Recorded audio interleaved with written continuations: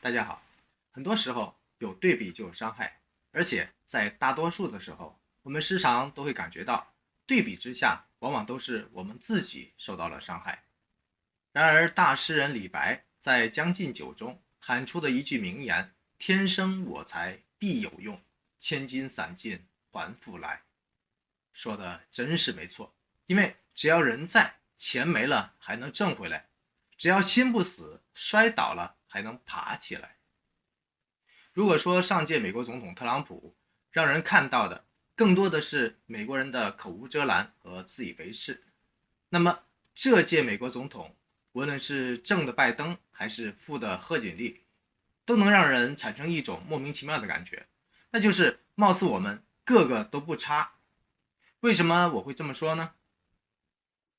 木脸有情凝地久。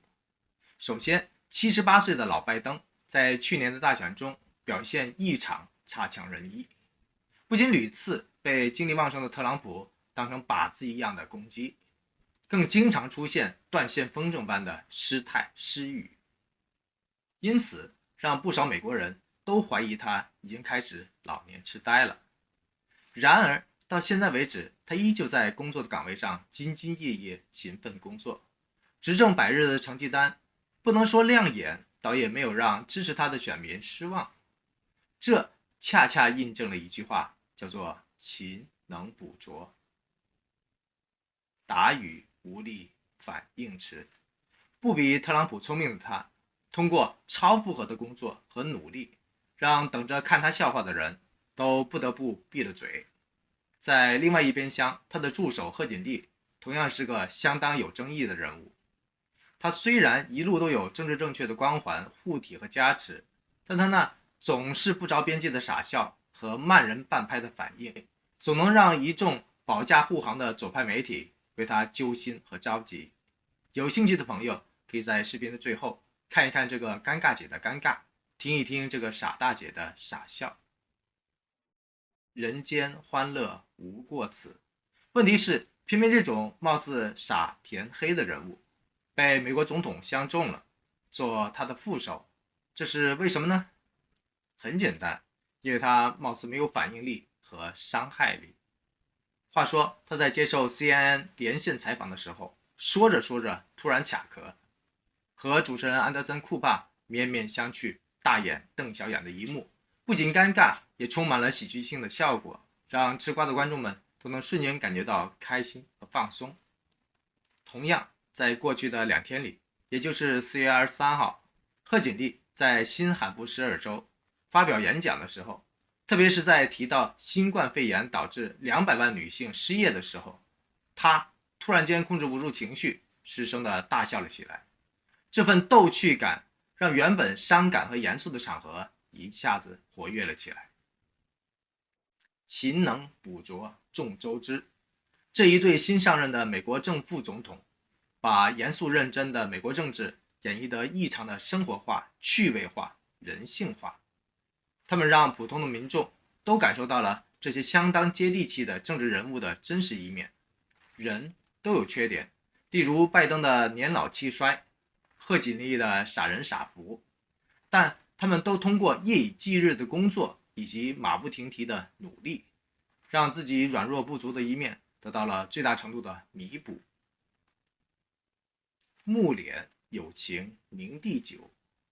打与无力反应迟。人间欢乐无过此，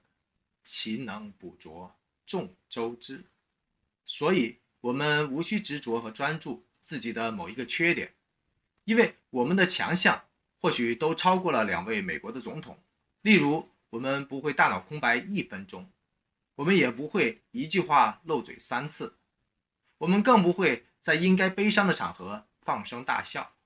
当我们反复看到这些贵为超级大国的领袖们一个个都出现这样那样的逆天尴尬的时候，我们都可以学习他们一笑中释怀的淡定。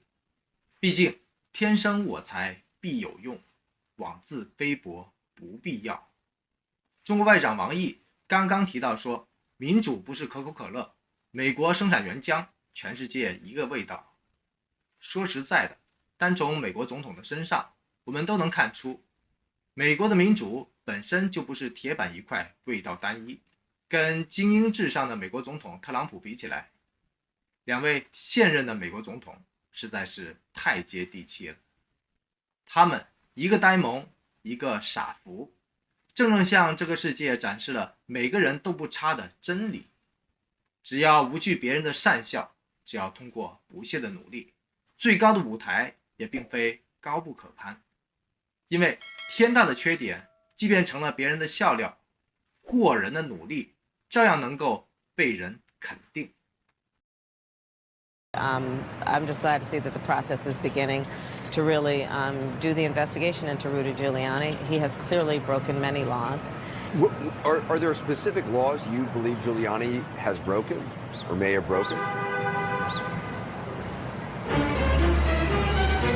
Well, I don't know.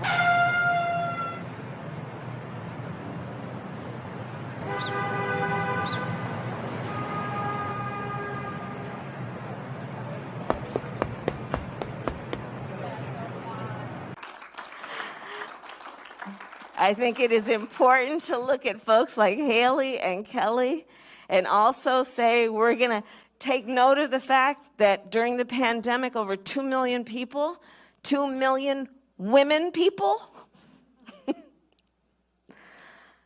became unemployed.